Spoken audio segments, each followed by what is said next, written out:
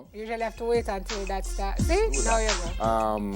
So they say 15 opposition members of parliament demand a meeting with Dr. Phillips to discuss the future of the PNP.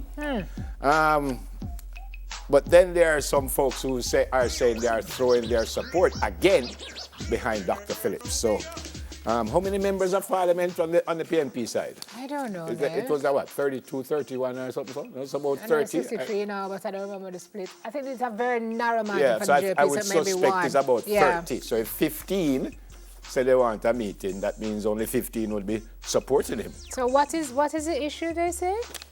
The MPs highlighted that there has not been a meeting of the parliamentary group since news of Dr. Phillips' illness back in March.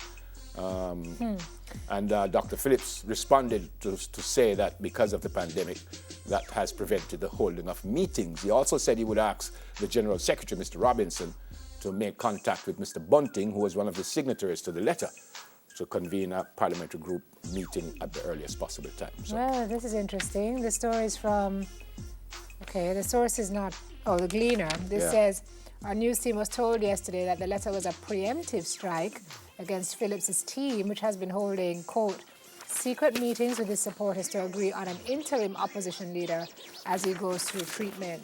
Okay.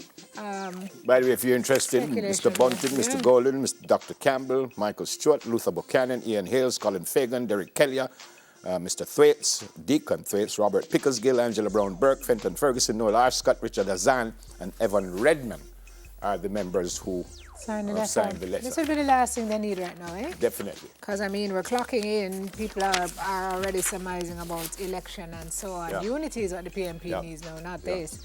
The first one, we go back to that one that I...